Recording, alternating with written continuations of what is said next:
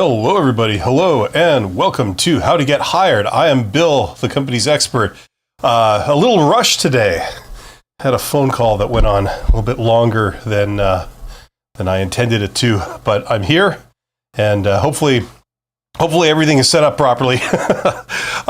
Yes, this is the weekly live stream where we talk about everything related to hiring, to recruitment and selection, to getting a job, careers, networking, so job interviews, resumes, all that kind of stuff. That's what we talk about here. And the title of today's episode is Why Should I Hire You? Best answer.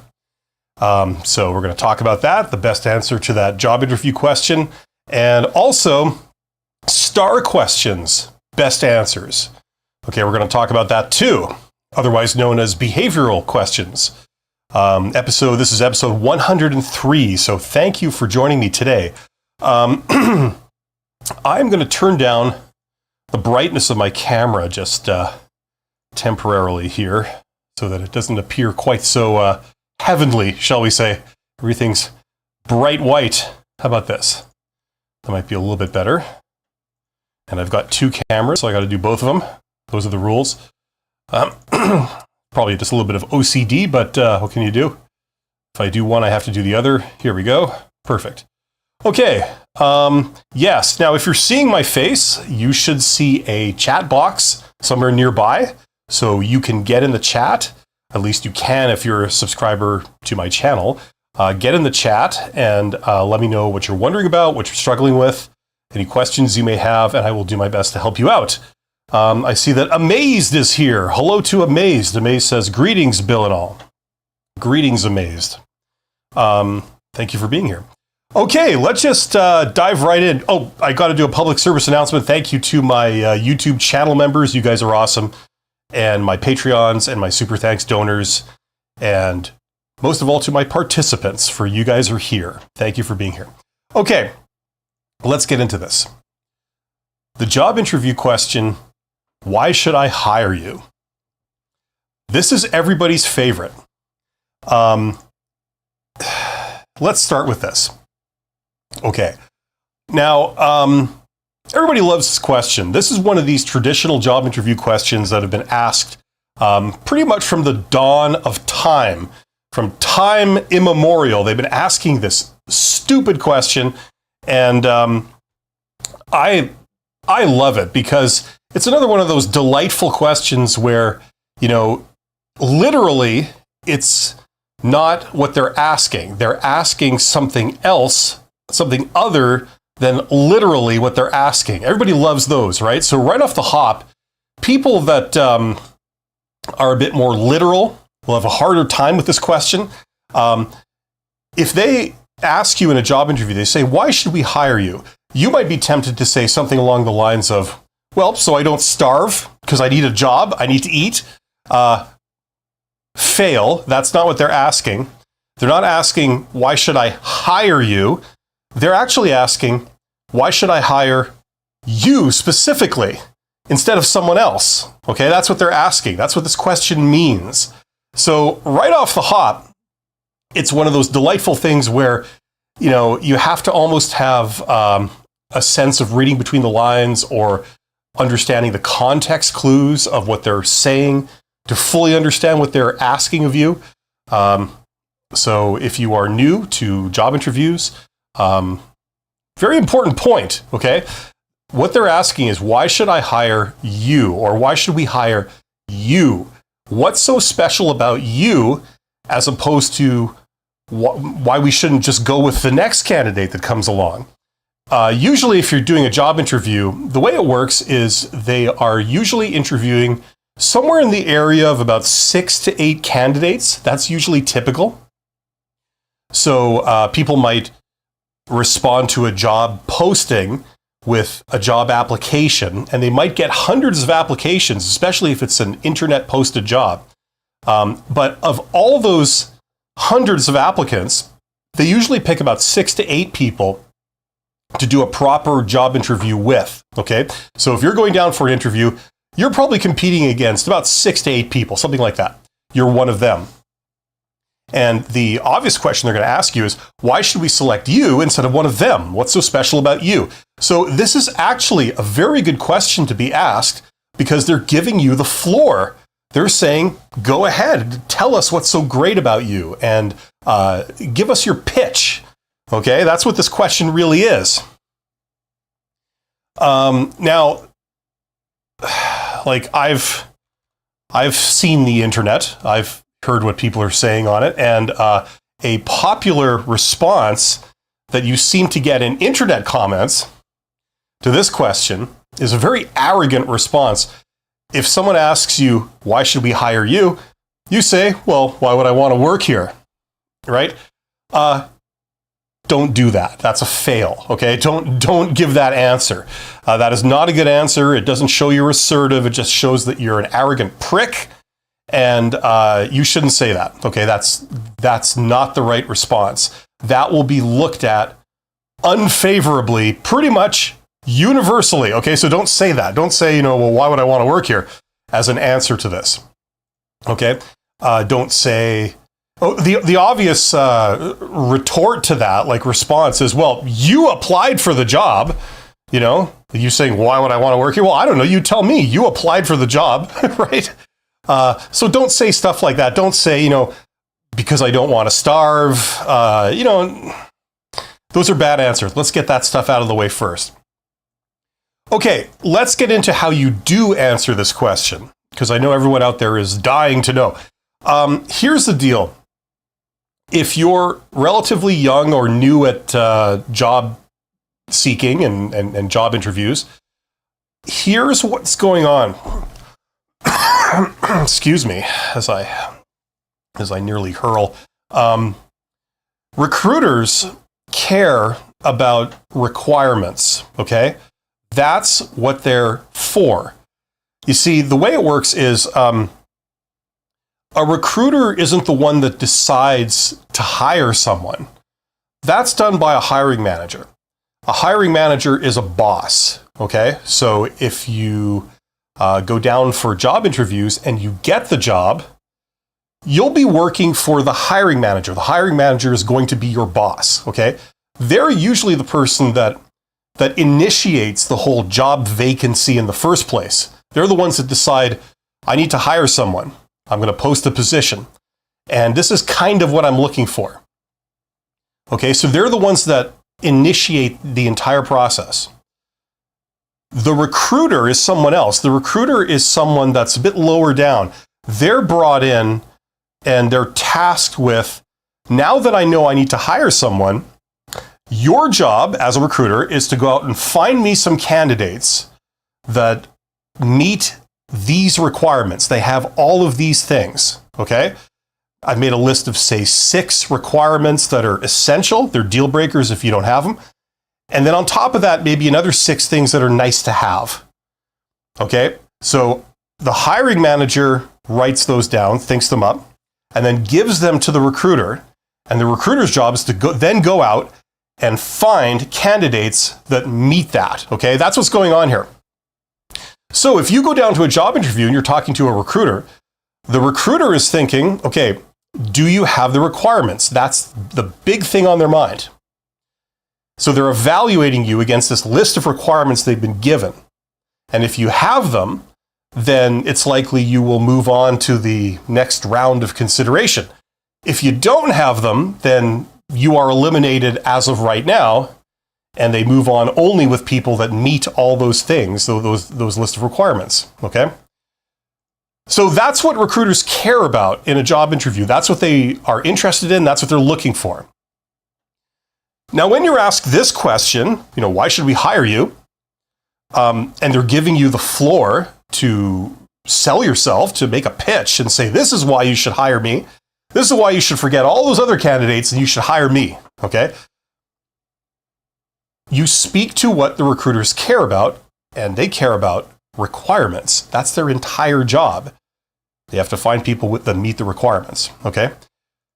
So, in your answer to this question, you're going to use the requirements. So a great answer to this question, when they say, why should we hire you, is you say something along the lines of, well, as I understand it, you're looking for someone who, and then you go down the list of requirements that they mentioned in the job posting. So if they were looking for someone with this education, let's say, I don't know, a degree in medicine, I don't know, this experience, 5 years experience performing brain surgery, and these skills, the ability to do a crossword puzzle while you're excising a brain tumor, that's what they've said in the job posting under the section called requirements. This is what you say to them in response to this question. They say, why should I hire you? You say, well, as I understand it, you're looking for someone who has a medical degree. I have that. You're also looking for someone who's got 5 years experience performing brain surgery. Right here, I can do that. I've got 7 years experience doing that. And you're looking for someone who can do crossword puzzles while they're removing brain tumors. Well, I have several years experience doing that every single week. So I'm your guy. So when the recruiter hears this, they go, okay. They're going down that checkbox of the requirements and they're saying, yes, yes, yes, check, check, check. Okay, that's great. You're giving them what they're looking for. Okay, and that's how you answer this question. Now, there's some details we got to get into here. What I recommend is that when you go to a job interview, you're probably going to be bringing some papers with you. Yes, papers. In this day and age, you're still going to be using papers. There are some issues putting a device on the table, like a smartphone or a tablet or anything like that. There are still issues with that because people don't know if you're secretly recording them, or they don't know if you're distracted and you're looking down for notifications, like you're waiting for a phone call or you're looking at the clock or something like that. So there's all kinds of potential issues if you put a device like a smartphone on the table in the job interview. But there's absolutely no problem with using papers. Maybe it's a bit passé, but not really.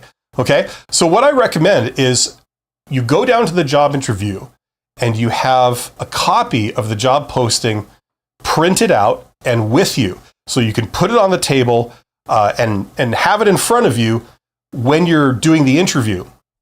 Now, what is a good idea is beforehand, before you get to the interview, you printed out the job posting and you highlighted maybe one word on each of the requirements that they listed.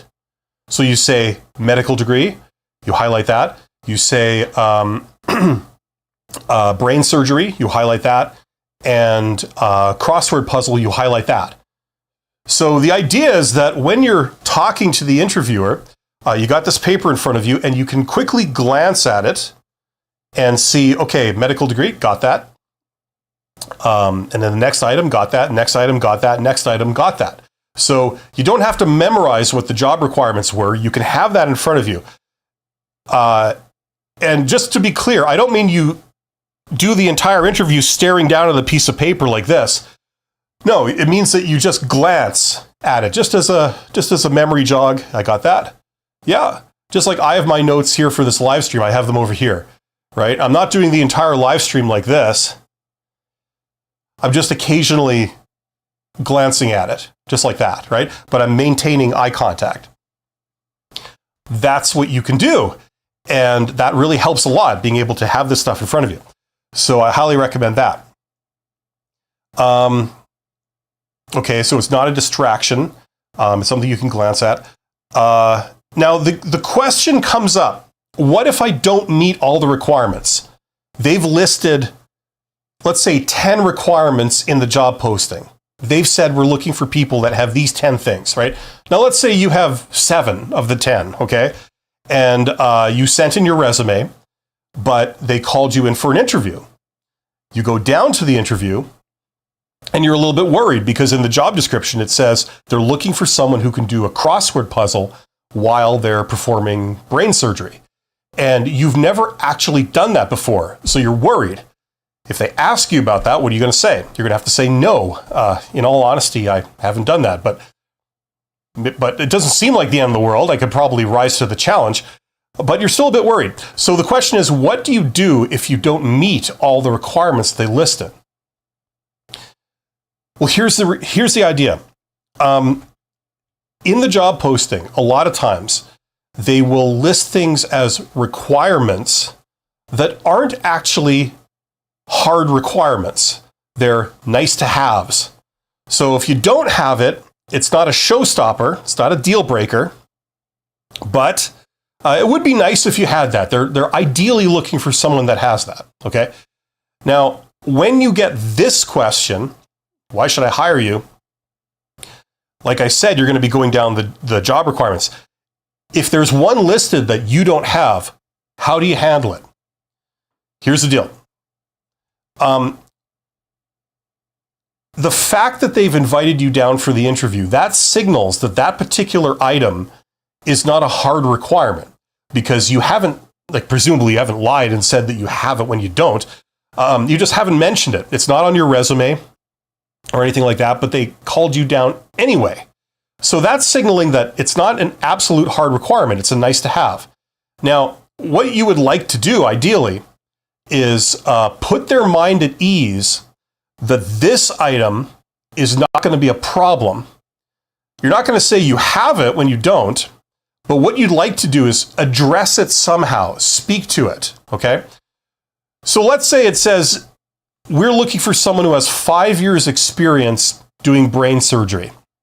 Let's say you don't have that. You maybe only have one year experience instead of 5.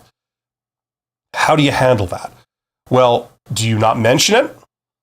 No. This is what I would say. You want to put their mind at ease that the experience part is not going to be an issue.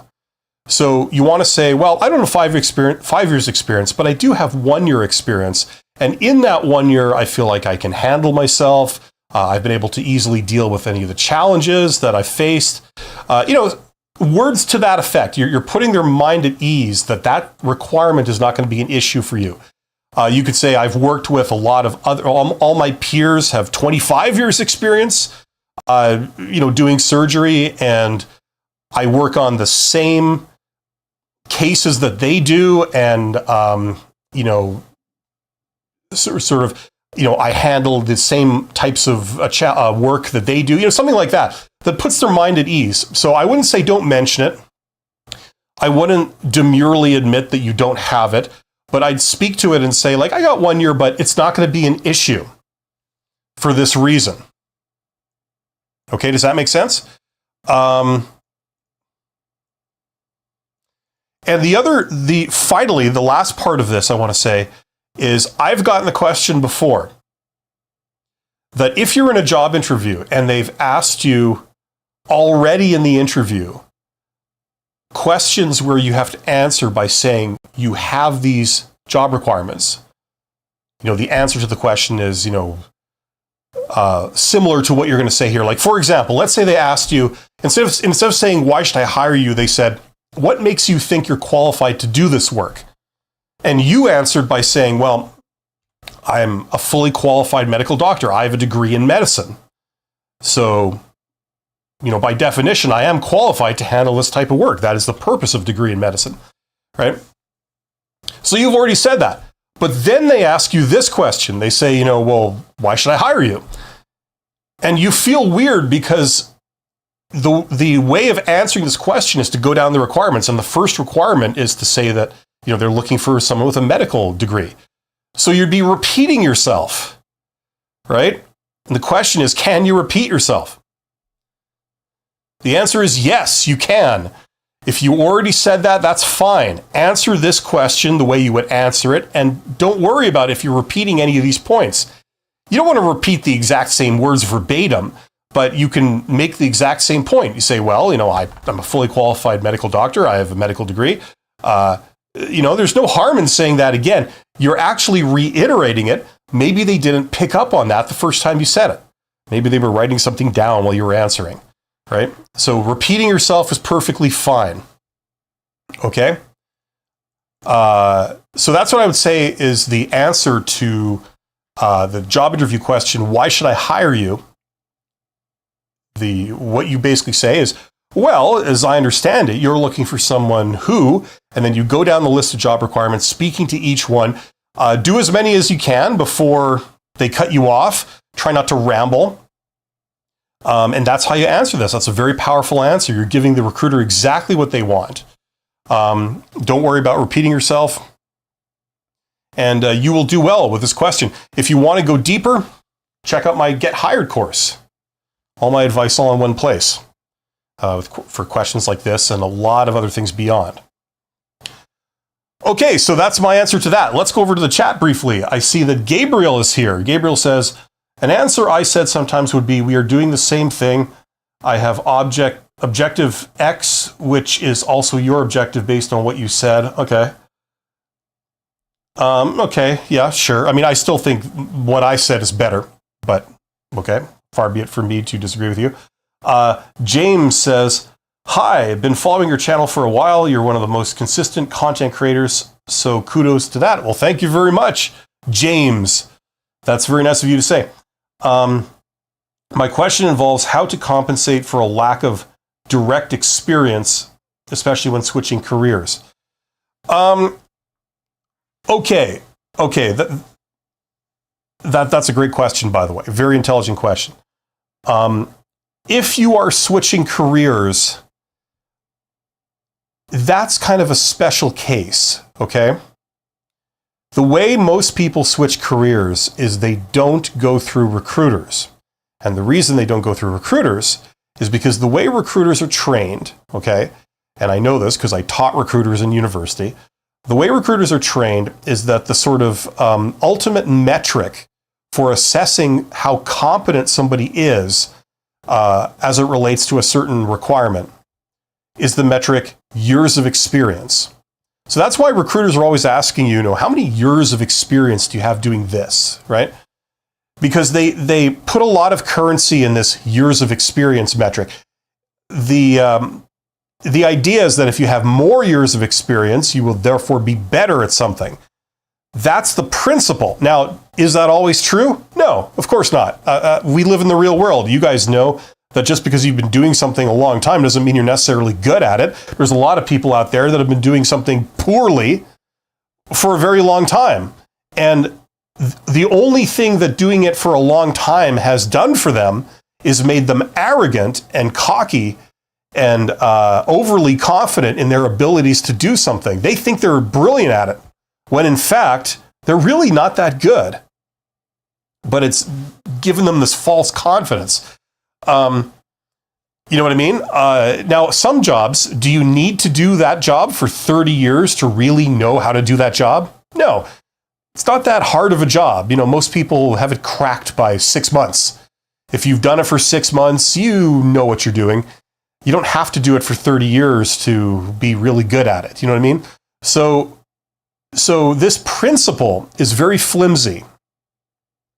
Now, the problem is, if you're changing careers, by definition, you have no experience in the job that you're going to because you're changing careers, right?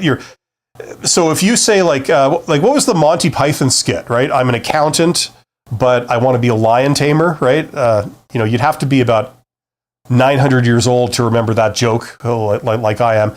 But the first question that the recruiter is going to have is, okay, you want to be a lion tamer. How many years of experience do you have as a lion tamer?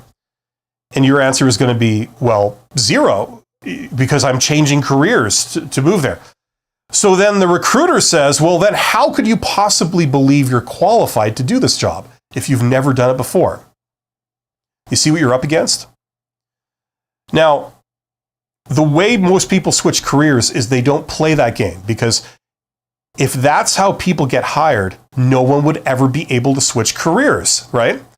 In order to switch careers, someone has to give you a chance, right? Now, usually that person is not a recruiter, because recruiters are looking for requirements.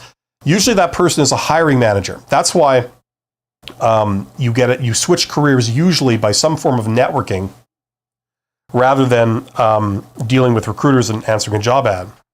Oh, I'm about to sneeze. Oh, this is going to be gnarly.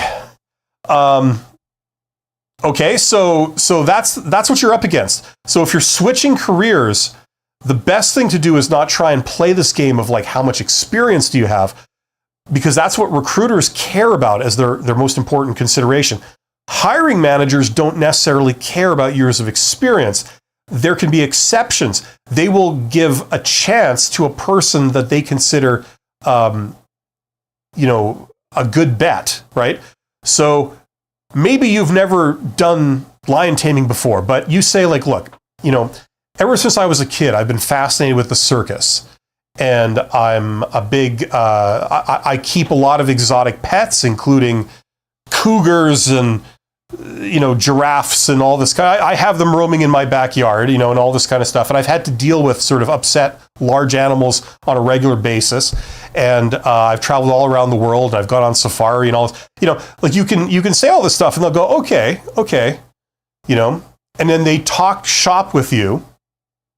They talk about lion taming and they talk about animals, and it's clear that you know your stuff just by having a conversation with them. So at the end of the conversation, they might say, you know what? I'm going to give you a chance. Okay, like we have a junior position, part-time position as a lion tamer open. And you know what? If you think you can handle it, I think that would be within your capabilities, and if you show us that you're good, you know your stuff, it can maybe move up from there. Something like that. And you get your foot in the door and you get into that new industry. So that's usually how people change careers. It's not based on how many years experience do you have, because there's no real good answer, because if you have 0 years experience.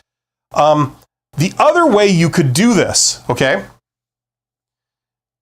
Like that's normally how people change careers.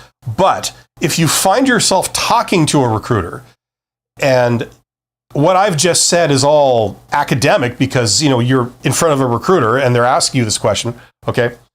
What you can do in that situation is you could say, look, I don't have any direct experience as a lion tamer, but here's what I do have. And you talk about what you do have. Like, for example, this is good for students who are coming out of school. They don't have any hard career experience in their industry, but they do have some kind of educational qualification now.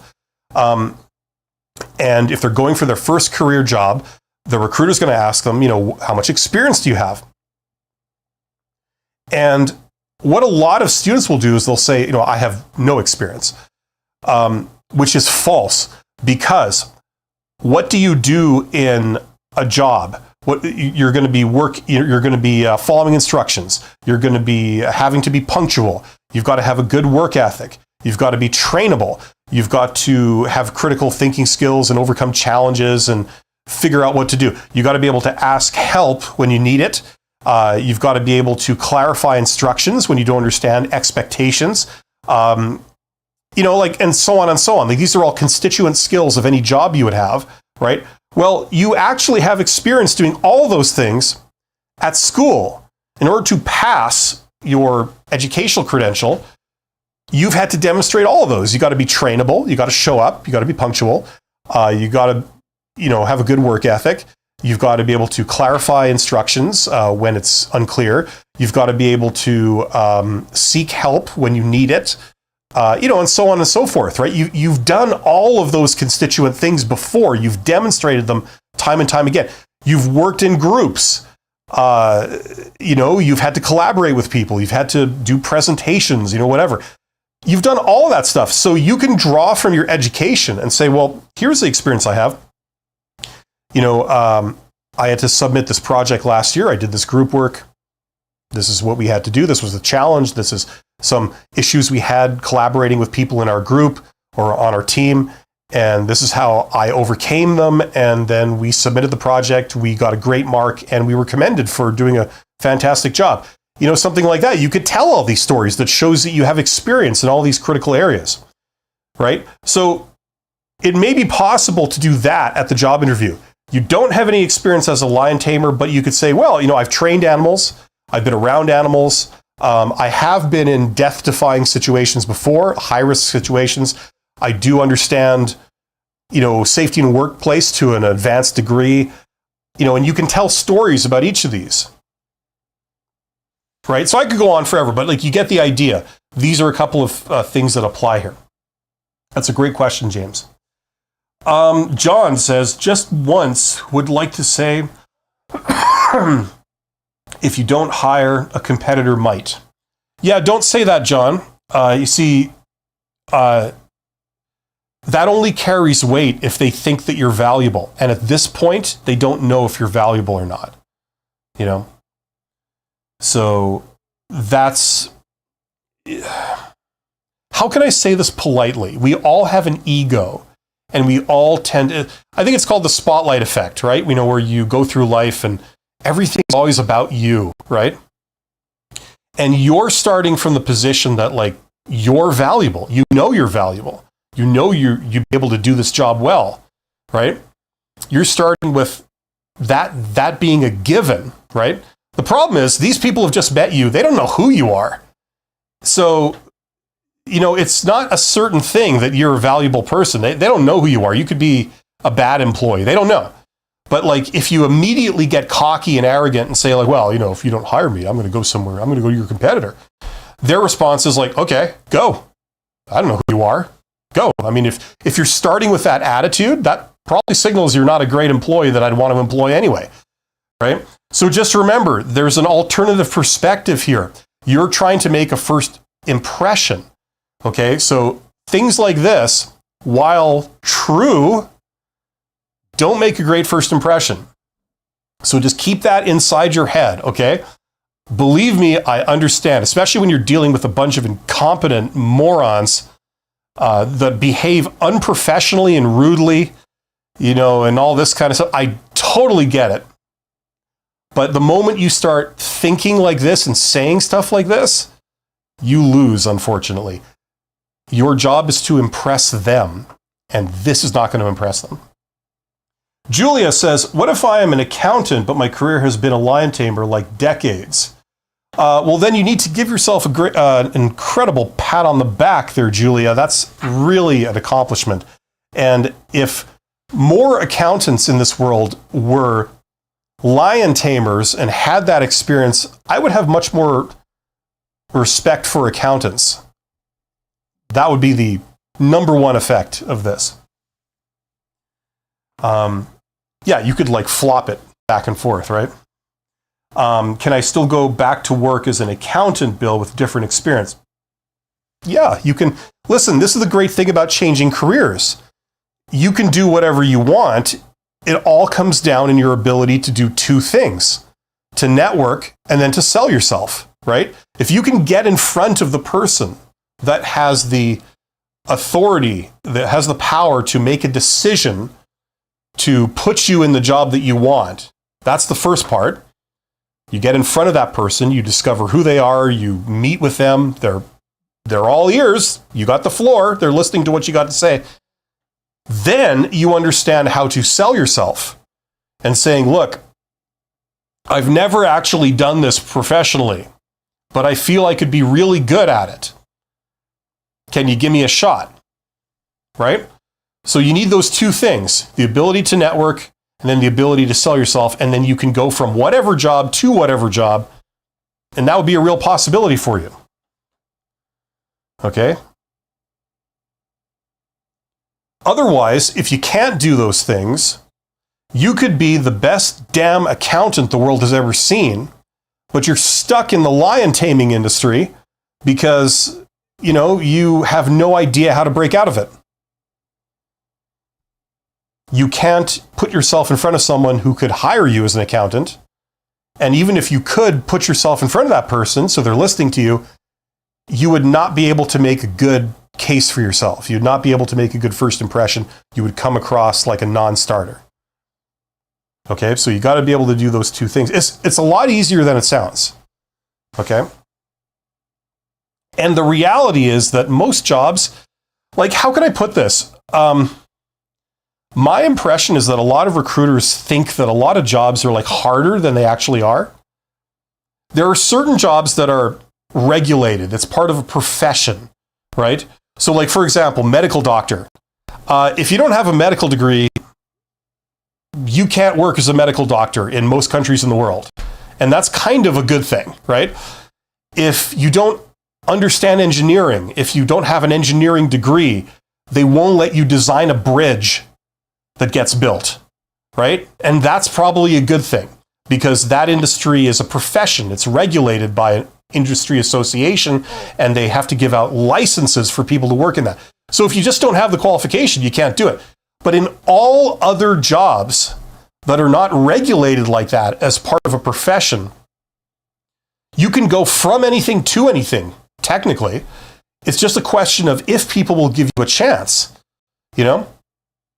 And if you have all the constituent skills and you're highly trainable and you're highly capable, you could go from almost anything to anything, right?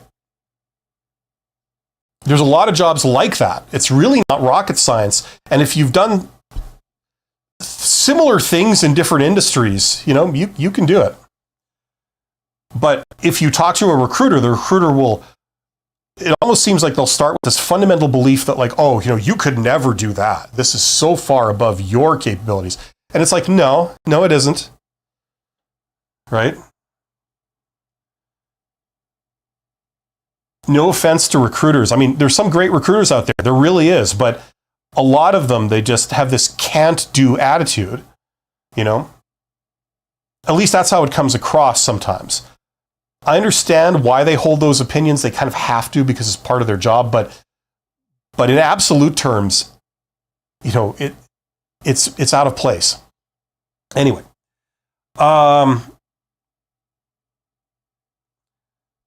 Gabriel says, here's a question. How much lying or slightly distorting the reality of things is allowed during interviews? When is too much? When I get caught? I think everyone would probably agree that there's a line in the sand between an outright lie and an exaggeration, right? Like, I think everyone would probably agree that there's like some kind of line where, you know, it's clear that this is an outright lie. If you go over that line, and if you stay on this side of it, you might be exaggerating a little, overemphasizing something, but, you know, selling yourself. But it's not an outright lie. Like if you say you have a medical degree when you don't, that's an outright lie, right? They ask you, do you have a medical degree? And you say, yes.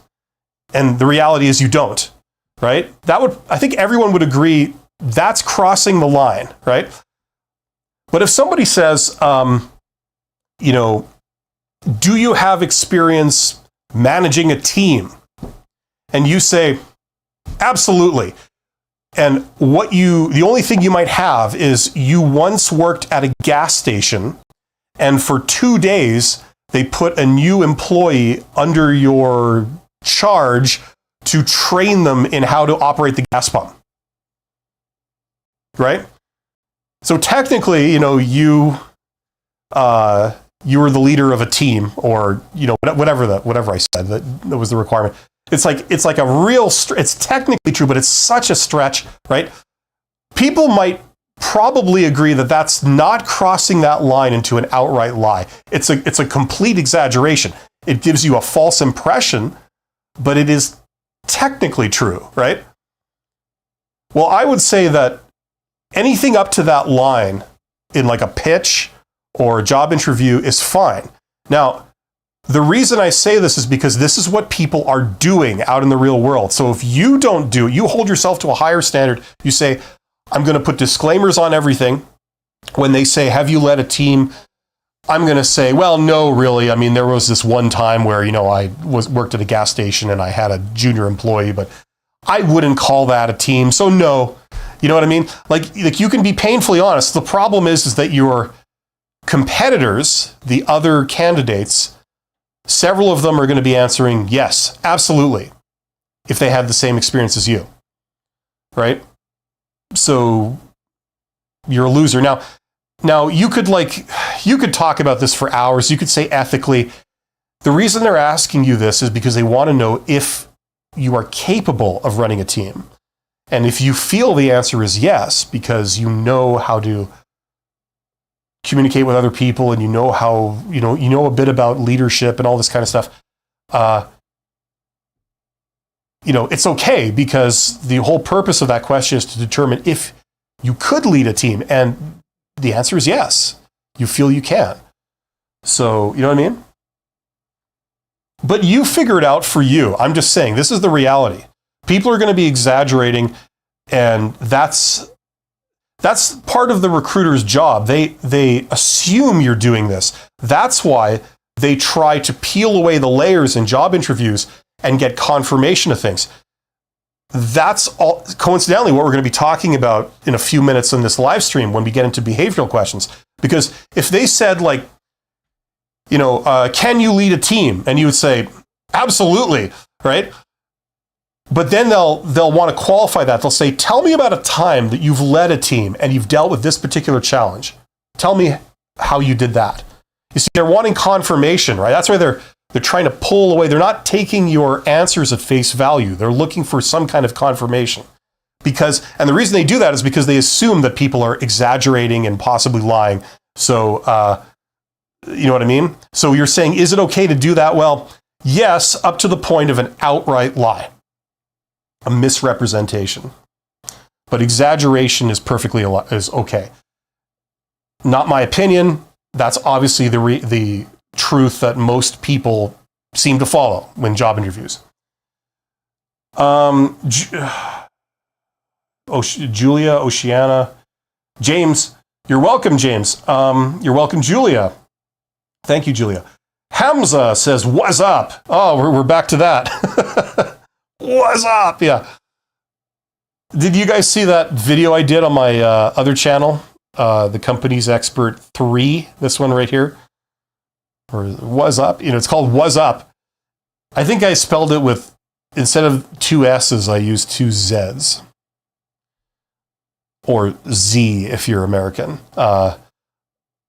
But people don't say that enough at board meetings, was my point. They need to do better. John says, is it reasonable to get foot in the door and learn the company versus waiting for a bit higher level job? What? Move up a level or come in as the guy? I don't fully understand what you're asking, but I wouldn't tell yourself you have to wait. You know what I mean? Like, obviously some things in life we all know that you probably do, right? But if there's an opportunity right now and somebody wants you for that, why not go for it? Why not push for it and see if you can get it? Like, if you deliberately don't put yourself forward for a certain type of job because you think you should wait, you run the risk of, like, well, maybe you are ready. You just need to be more confident. Like, yes, there's going to be a learning curve, but you could do it, and then maybe somebody else who's equally as unprepared as you, they move up into that position now and they end up being your boss, So I would say don't artificially wait. I would get confirmation that you need to wait. See, like, go for it. And then if you can't get it, oh, well, I guess I need to wait. But if you can get it, then you haven't passed up an opportunity for no good reason. You know what I mean? Now, when it comes to, like, look, what's right for you? I mean, I can't answer that question, but I'm just saying as a general rule, I wouldn't assume that you need to wait your turn, for things. Some things in life you do, but I would get confirmation of that first, right? Are you ready to move up now? I don't know. If you don't know, I certainly don't. Let's see if you can. And if you can, the answer was obviously yes. But if you go for it and no one will hire you for that level position, then quite possibly you need to wait. You need to hone your skills. You need to learn a few things, maybe be a bit more mature, I don't know. And then maybe the time will be right later, right? Hamza says, should I contact hiring managers? What if I'm an introvert and shy? Well, if you're an introvert and shy, this is what I recommend. Go shoot yourself. I'm just kidding. I'm an introvert. I'm a technical introvert. Okay? Should you contact hiring managers? Absolutely. However, this is as you probably suspect, there's a right way of doing it and a wrong way. Okay? Okay, here's the deal. You could walk down the street, or you could drive down the street and you stop at a stop sign or a red light, right? And let's say you have a car and the car is dirty, you would actually like someone to clean the windows of your car, right? And there are people out there that they want to clean your windows. They'll say, here, can you give me like a dollar or something and I'll clean your windows, right? And you might want your windows cleaned, right? So imagine you're that person, you're like a squeegee person, and you're like wondering, okay, how do I approach people? Can I contact people just in cars? Can I go up to someone in a car and say like, hey, I'd like to clean your windows. Give me $1 and I'll clean your windows, right? The answer is yes, but there's a right way of approaching them and there's a wrong way. If you march up to like a person in a car and then you got this like angry look on your face and you're like, hey, I'm going to clean your windows. Now give me $1, like this. Obviously, they probably won't respond favorably to that, right? But if you were to approach them a different way, a little bit more friendly, a little bit more, maybe the right place at the right time, right? You're very, friendly, you're very gracious, and you do gestures and signals that are the right gestures and the right signals. They don't get misunderstood, and so on and so forth. People will be, yeah, excellent. Thank you. I just went through a whole bunch of mud puddles back there. Clean my windows. Here's $1. Thank you, sir. Right? So it's about how you do it. Okay, there's a protocol involved. And I've put all that, by the way, like it's not something you could explain in 5 minutes, the entire protocol. I've talked about that before. I have it all in this course, by the way. Okay, so check out that course. There's a link in the description. That'll give you the de facto knowledge, all the principles, all in order with templates and everything. But yes, if you're an introvert, you can do all of that virtually, in this day and age. Now, if you want to see kind of what that looks like, okay, I've done a video where I kind of demonstrated this in the video. There's a link to it in the description box under this live stream. The name of the video is called How Successful People Get Jobs. So if you're wondering what that kind of looks like, how an introvert can reach out to hiring managers and tap all kinds of job opportunities that are in the hidden job market, check out that video, okay?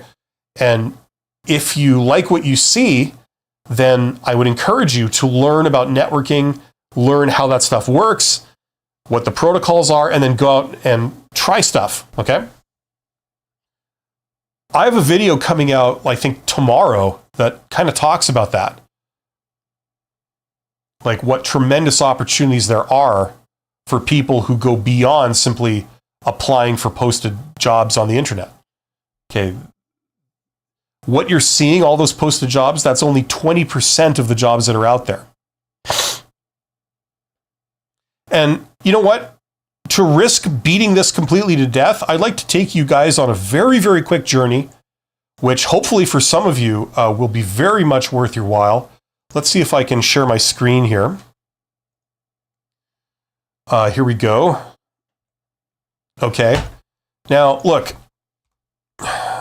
just to show you, okay, what would I say here? What percentage of jobs are posted on the internet? Okay, now, this is ChatGPT. ChatGPT can be wrong about a lot of things, so go and verify this with whatever source you trust, okay? Perfect. Okay, so you see here, the percentage of jobs posted on the internet varies by industry, blah, blah, blah. As recent studies, around 70 to 80% of jobs are posted online depending on a source. Oh, okay, that's actually wrong. It's actually the opposite of that. Now, let's pretend this was actually right. It's wrong, but let's pretend this was actually right. There'd be 20% of jobs that you're missing, okay? Let's see here. What would be a better way of phrasing it? Let's try this. What percentage of jobs are hidden? Let's see what it says here. I haven't done this before, so I don't know what it's going to say. Okay. It's estimated at 20 to 30%. That's false. It's a lot more than that. Like here it says up to 50% or more of executive positions are filled through headhunters, referrals. No, they're not. It's a lot more than that. Yeah, it's almost something like 80 to 90% of executive jobs are hidden. They're almost all hidden, to be honest with you. If you've ever worked in a place where they've hired a boss, did they tell you it was coming? Usually not, right? Did you see the job posting for it? No, usually you didn't, right? But yeah, it's because they're doing studies on this, and no company is going to say, "Oh yeah, we were hiring it for a job," because it's all unofficial, right? If it's not posted, you could say anything you want. That there was a job or there wasn't. But there's a tremendous amount of jobs in the hidden job market that are not posted that you could get. And if you're an introvert and shy, first of all, if you're an introvert, I'm an introvert. I was a CEO. You can put yourself forward for those jobs if you know what to do. Now, if you're shy, why are people shy?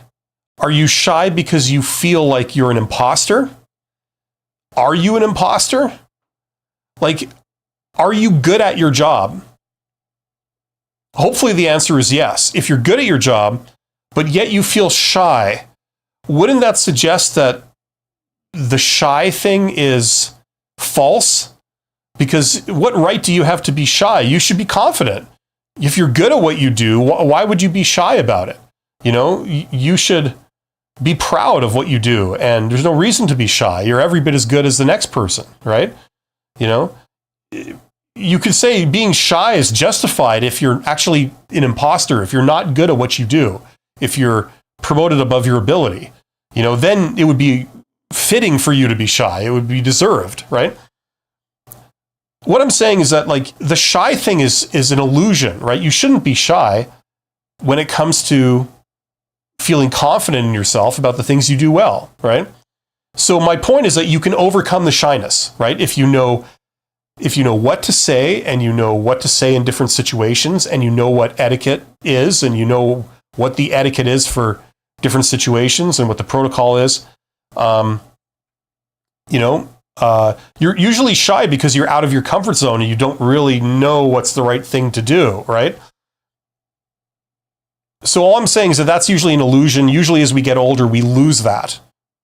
That's the general trend, okay? So the more you get out and practice interacting with people, the less shy you will be, right? The more confident you will be. So you can get over the shyness thing. It doesn't matter if you're an introvert. It's just a matter of practice and confidence. And that comes with practice. Most people are shy to do job interviews when they first start. But after you've done 10 job interviews, you're probably less shy. You're more comfortable, right?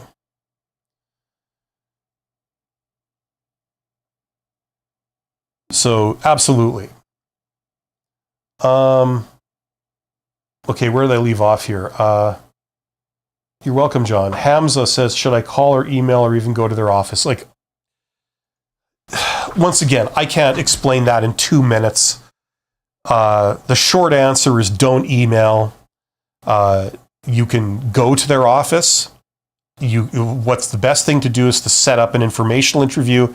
And if you follow the advice I just gave, where you check out that video in the description box called How Successful People Get Jobs, you will get an answer to that question.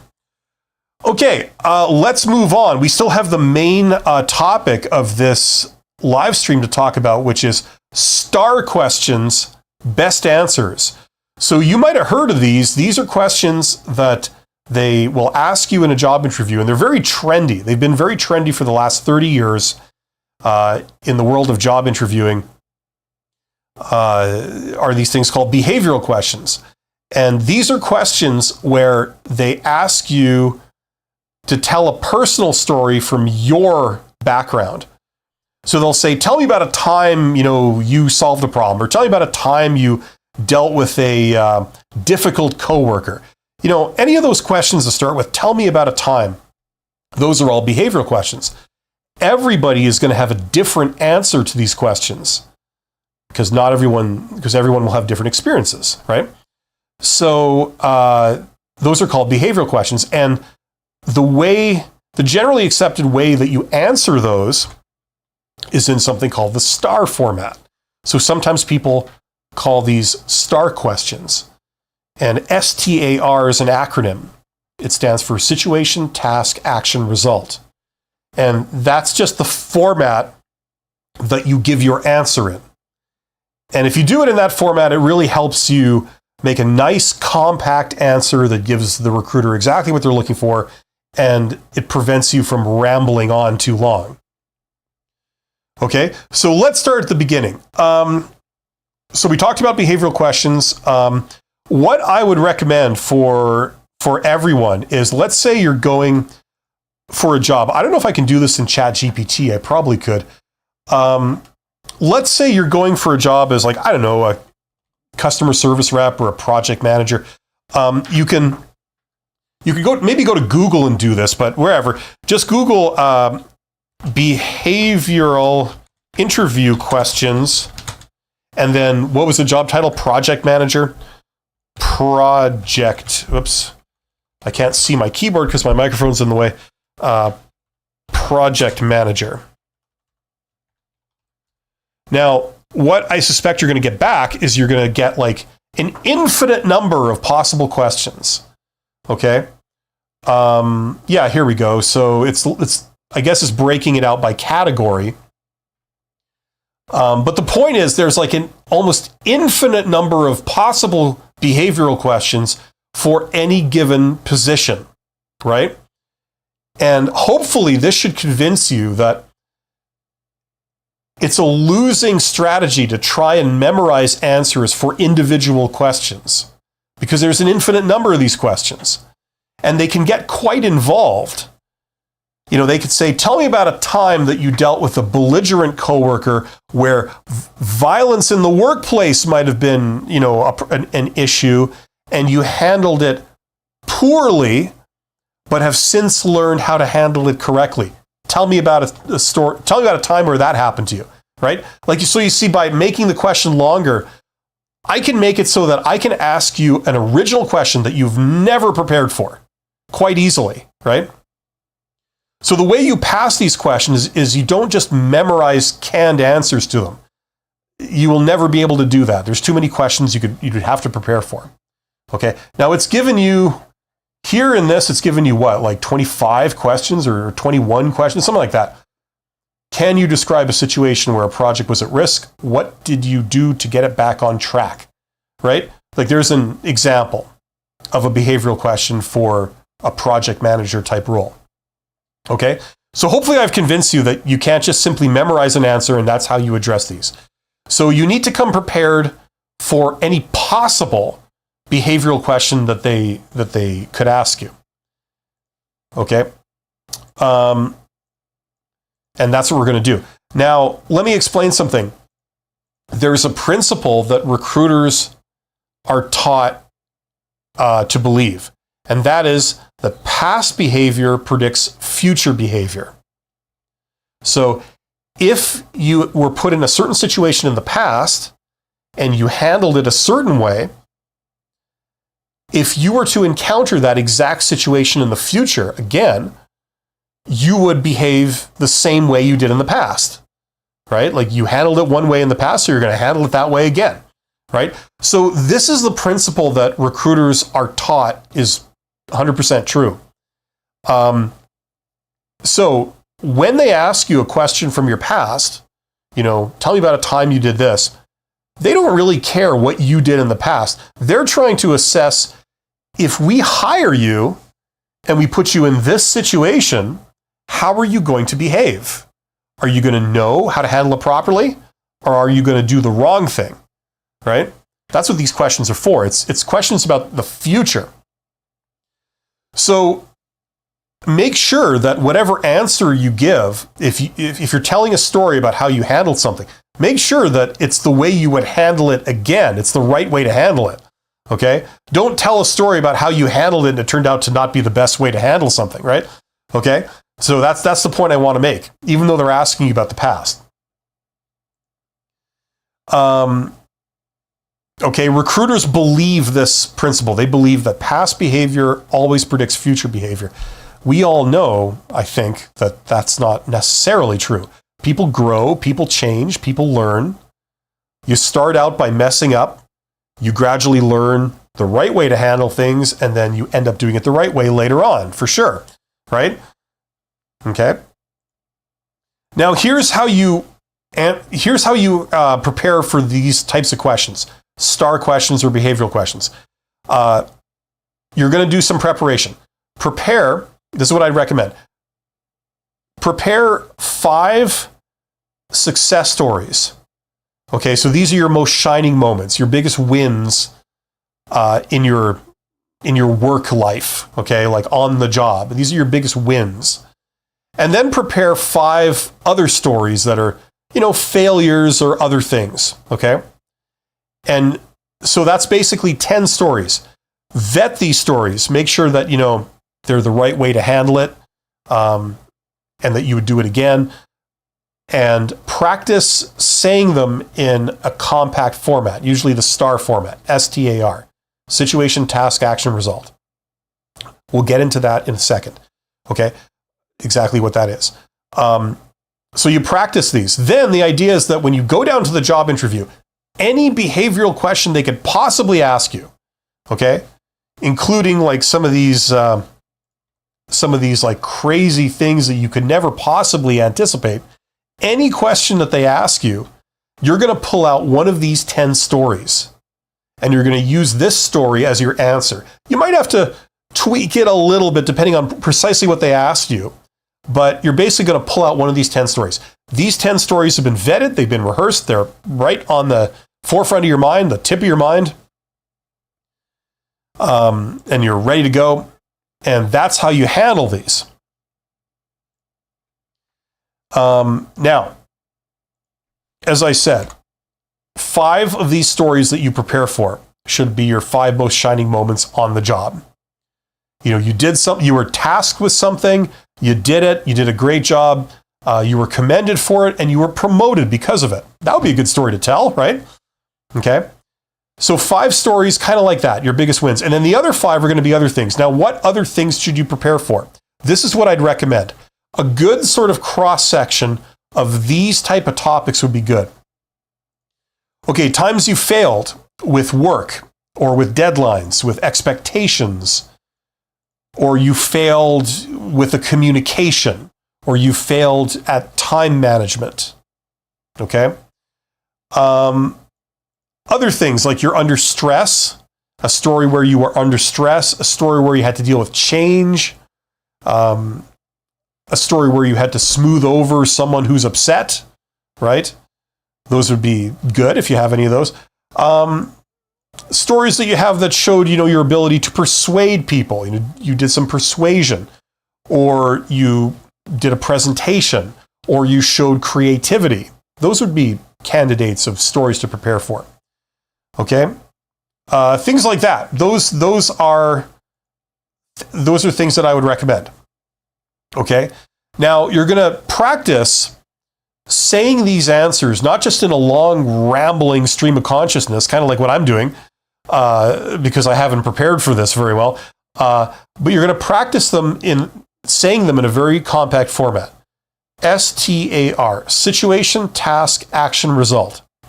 So situation, just you basically say what job you were in, what was your role. Task, what you had to do. Okay, so situation, task, action, what you did.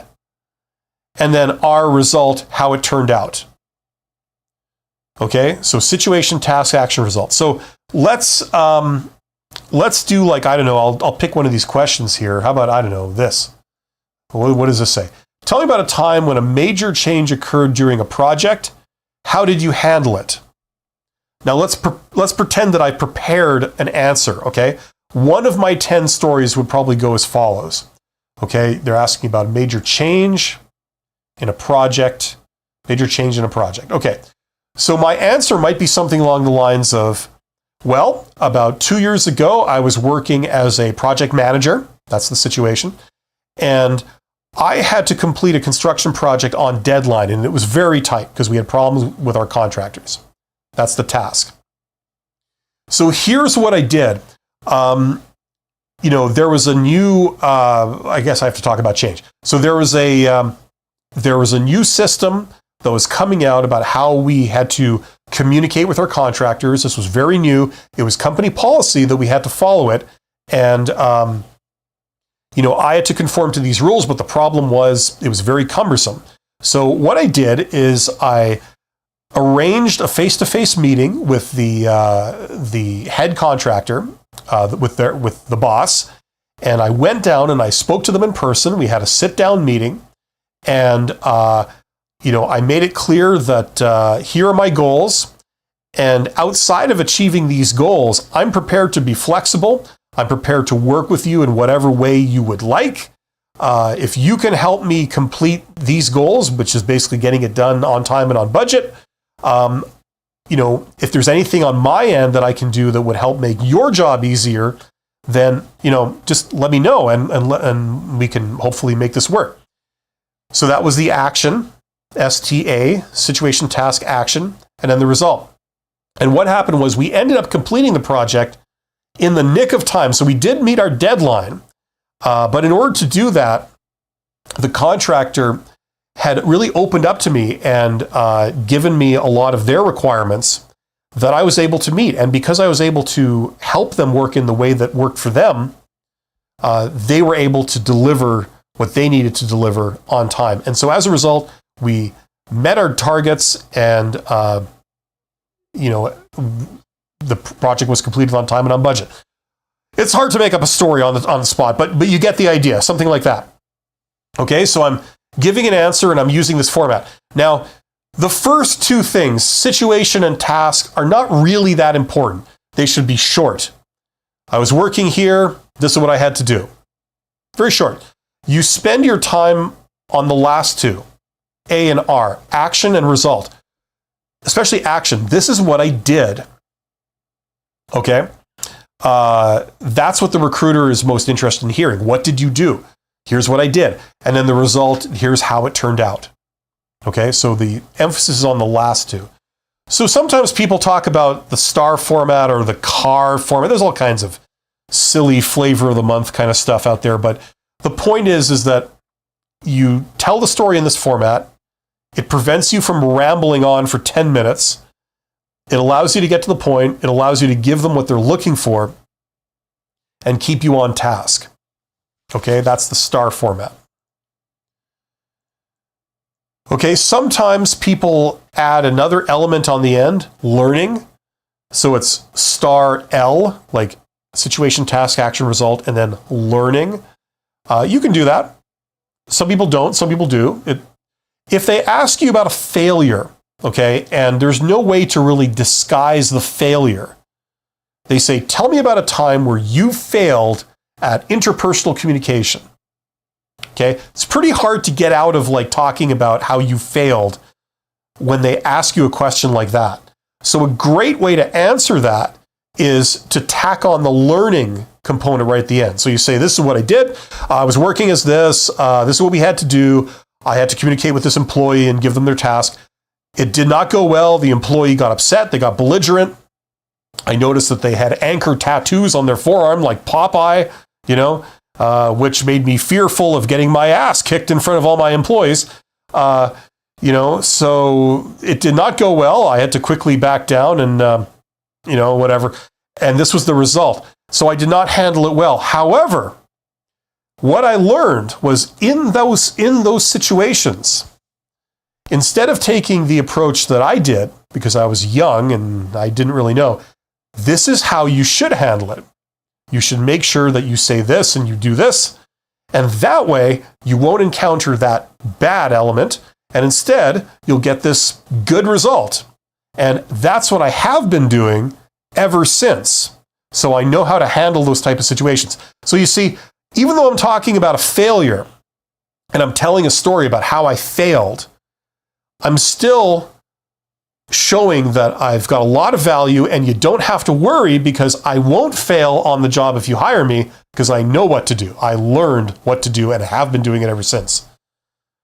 Okay, so that can be the advantage of the STAR L format. So if they ask you about a failure or something like that that sounds bad, tack on the learning at the end, and then you put their mind at ease that, no, you will be able to handle those situations properly if they hire you. Okay, and as always, if you want to go deeper with this kind of stuff, check out my course, Get Hired course. There's a link in the description. All my advice in one place with templates and all the principles stacked on top of each other. It also goes into how to tap networking to get tremendous job opportunities. So check that out. Okay, that's what I have to say about that. Back to questions. Get in the chat. Let me know what you're dealing with as I wrestle with my microphone. Okay, what do we got here? Ara says, thank you. You're absolutely welcome, Ara. Eleni T says, great info. Thank you, Eleni T. And my buddy, my close personal friend, D. Snyder is back. Me and D were like this. Okay, says, interesting. No Calvo says, hi. If I haven't had any situation I could remember, what should I say? Should I make a story? Okay, so like I said, in the way I recommend that you prepare for behavioral questions is you rehearse 10 stories before you go to the interview. These are vetted. These are rehearsed. You practice saying them. You practiced saying them in the right format, okay? And you have these stories ready to go on the forefront of your mind. And that really helps because if you go down and there's like a panel interview and you got 2 or 3 people staring at you on the other side of the table and you're outside of your comfort zone, you're on somebody else's turf and you're nervous, it's hard to think under those circumstances. So that's why you have to prepare and have these stories ready. And then whatever question they ask you that's a behavioral question, you're going to answer with one of those 10. The story that most closely fits the thing that they happen to ask you. Okay? So for example, let's say one of my stories was, let's take the last story I told, like poorly, a moment ago. It was about how I failed at interpersonal communication with an employee, but I've since learned how to do it right. So let's take that story. That's maybe one of the stories that I've prepared and I've rehearsed.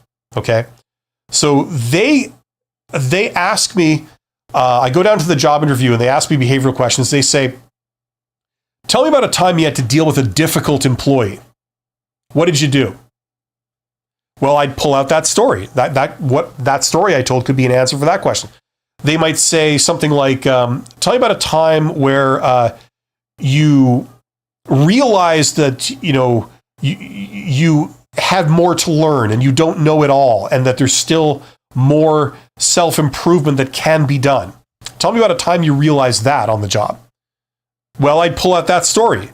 I tried to communicate with an employee, did not go well, and I've since learned this is how you do it, right? So you see that story can be an answer for many, many different types of questions, right? Tell me about a time you showed initiative or you took the lead on something. Well, you could tell that story. I took it upon myself to have to deal with this awkward employee. It kind of fell to me, so I decided I have to step up and do this. I didn't slough it off on anyone else. You tell that story, right? You see, like you can use that same story to answer many different questions. So that's how you prepare. So if you have 10 stories that are, reasonably different from each other, right? One is about a failure, one is about stress, one is about change, one is about creativity, one is about a big win, one is about communication, they're reasonably different. You prepare those. If you go down to an interview, whatever they possibly could ask you, you'll have an answer for, okay? That's how you prepare for these types of questions. So you should never have to make up a story on the spot or think of an original story on the spot that you haven't rehearsed, okay? If you do this correctly, you should never be in that situation. Relove Vintage says, LOL. Okay, well, hopefully that's in a good way. It's like when you say something and people laugh, it's usually a good thing, right? You just assume they're laughing with you. But then, of course, when they start pointing when they laugh, then, you realize that it may not be as positive as you thought it was.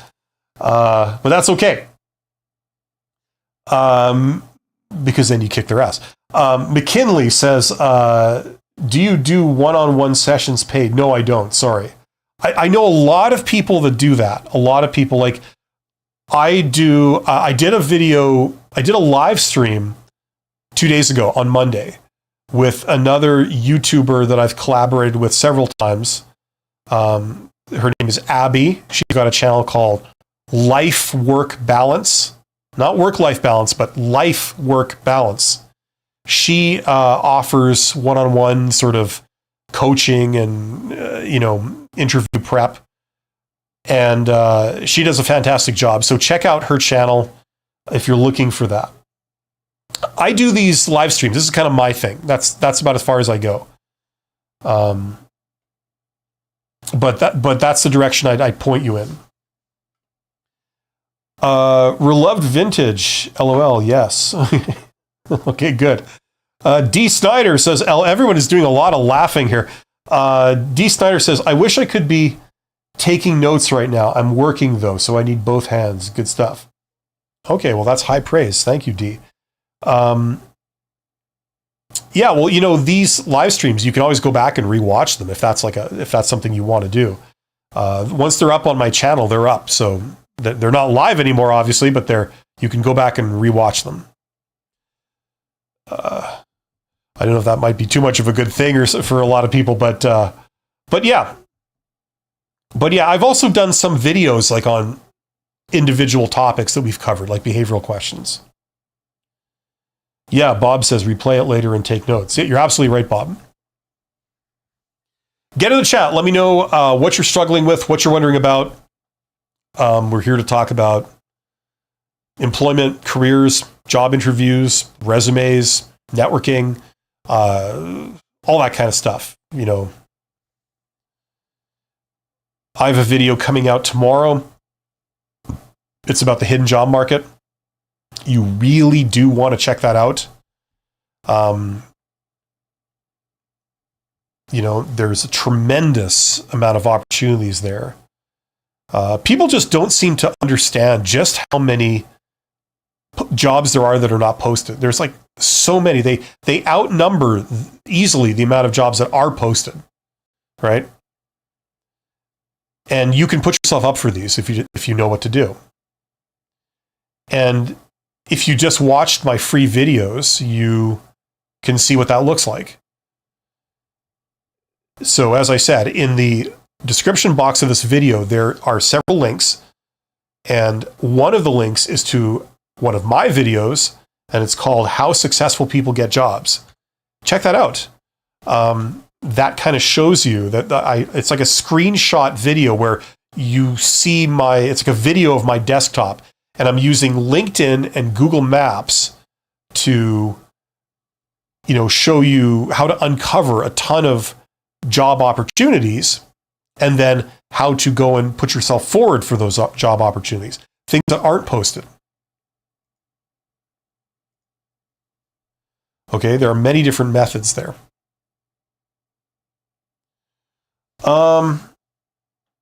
Julia says, yes, I need to know that. Okay, good. McKinley, getting into entry level with college experience, does lab count as hands-on?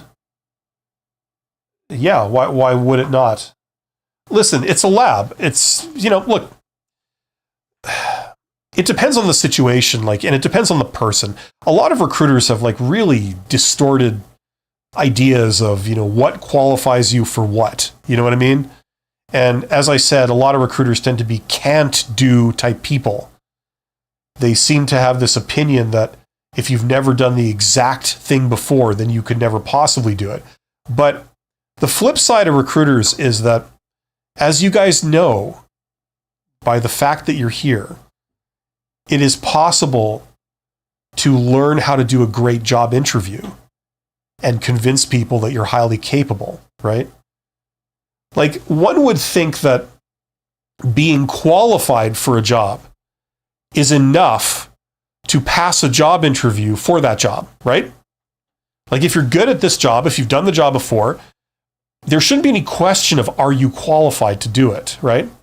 But as you guys know, there's a big difference between being qualified for a job and doing a kick-ass job interview, right? Interviewing is a whole other thing. There's a lot of people out there that are great at the actual job, but you put them in an interview and they do a terrible job in a job interview, right? And that's why there's this weird ecosystem that springs up, like that I'm a part of.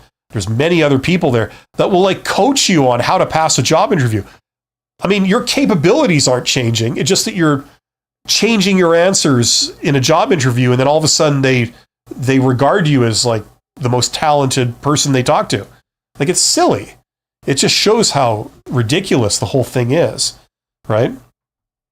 So when we get to questions like yours, McKinley, like you're asking a legitimate question because, you know, you're put in a situation where they're talking about this. You know, to me, it's kind of silly. It's like, look, when you're in school, you've done over 90% of all the tasks that you would be expected to do in a job. You know what I mean? Like if you got a degree in chemistry, let's say, okay, you went to school, you got a bachelor degree in chemistry. That involves lab work, right? Then you graduate, then you apply for a job as a chemist, a junior chemist in a lab, right? Could be in, many different industries. It could be in the oil and gas industry, it could be in the pharmaceutical industry, it could be in the petrochemical industry, like all these different, things. And they're going to say like, okay, so you have a degree in chemistry. Now, have you done any hands-on work? Now, what would hands-on be? Are you referring to the actual mixing of chemicals and operating chemistry equipment? The answer would be yes, I've done labs. When you say hands-on, are you talking about being in a corporate environment as an employee, like as a worker, being an industrial chemical worker that, knows where the lunchroom is, know where the washrooms are, knows where the HR office is? Like, is that what you mean by hands-on? What are you referring to? They ask you about chemistry and they say, do you have any hands-on experience? So that might be lab work. Then they ask you about interpersonal communication, which is part of your job, part of what you need to know to work as an employee. And then they say, do you have any hands-on work or experience? Now, what would that mean? Have you had a job before? Yes, I've had a job before. I had summer jobs while I was in school, right? I've experienced being an employee, following instructions from a boss, seeking clarification if I don't understand the expectations, seeking additional help if I need it and getting it. Like, is that what you mean by hands-on? You see, it really depends on the context. So it's not a stupid question. Like you're asking a very intelligent question. The problem is like this is a quirk of like recruiters. They ask about some of this stuff. The reality is that if you've never worked as an employee before in a career job, you're going to be just fine. The interpersonal communication stuff is not rocket science. It depends more on personality than it does on your experience. Where everything is in a company, that's not even a concern. You're going to learn that just by virtue of being hired. And how to do chemistry, presumably, you got that covered with your chemistry degree and the lab work you did in school. You know what I mean? Like, it just,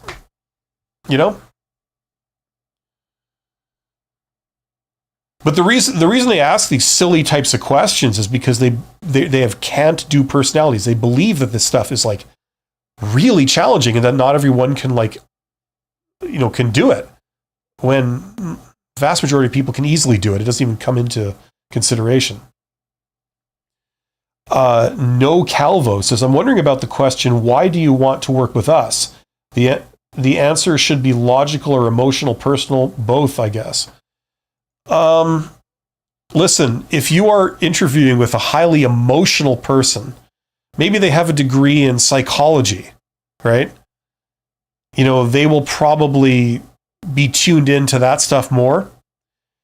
If on the other hand, you're doing your job interview with a hiring manager who's a technician, with a degree in chemistry, and maybe they're an introvert, that they work in a lab and they understand how to work in a lab, they'll probably have a much more logical approach. It'll be more tuned into that, right?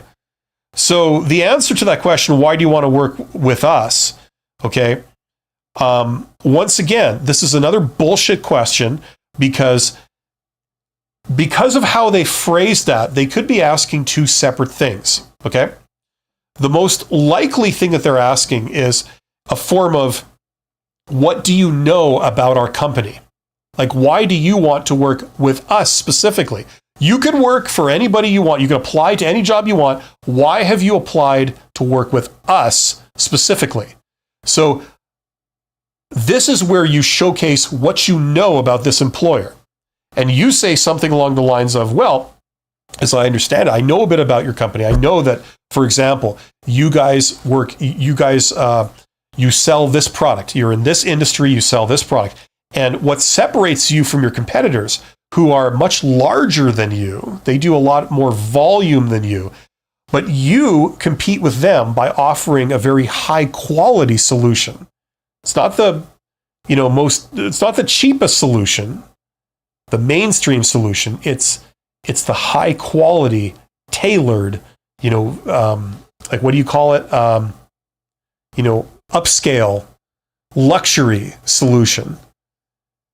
You provide the best version of that that's available. That's what I like, because you guys care about doing a great job. You care about the quality. And that's how I think. I don't want to work with someone who doesn't really care. They just care about money and sales. Their product is good enough. I want to work for someone who's like, their product is the best. And that's why I'm coming to you guys. Something like that. Like, so you're showing off the fact that you've done 2 minutes research into the company before the job interview, right? Okay. So that's the first interpretation of that question. The other thing, that's the most likely thing that they're asking. And if you say that, that's probably sufficient. However, they could mean it a different way. You could interpret that question the other way. You would say, like, why do you want to work with us? Right? Like, in the sense that, why do you feel that you're qualified to work here? Right? And I remember years ago, like decades ago, I got somebody that asked me that question in a very, very weird, like, pointed way. Like, they had this arrogance that, you have to be very special to work here, So why do you think, why do you want to work with us? Like saying, you now need to sell yourself. You need to show us that you're this exceptional type person that would fit in here, because we're all amazing. We're the cream of the crop. What makes you think you can work with us? Like that kind of question. There's another possible interpretation of it. And you give an answer very similar to the topic of this live stream, which is, why should I hire you? You say, well, you speak to the requirements. You're looking for someone who can do this. Well, I got all of those. So yeah, I want to work for you. It seems like I'd be a great fit. You're looking for someone who's got this. I got that. You're looking for someone who has this experience right here. You're looking for someone who's got these skills. Hello.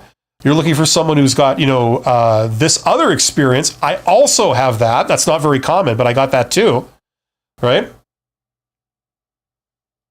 That's why I want to work with you. It seems like I'd be a great fit for this. Right? So, any or all those answers would probably fit. And then if they are looking for something different, they would clarify it. Does that make sense?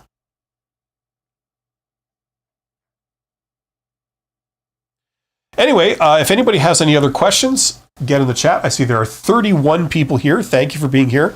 You guys are awesome. Check out some of my courses. People who are looking for jobs or careers, you'd probably be interested in 2 of these courses. This would be the main one, how to get hired. So like how to do a lot of methods for job search and how to do them properly.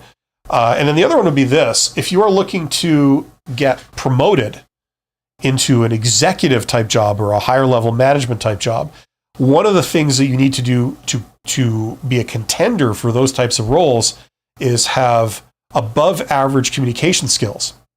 So this course will allow you to tack that on.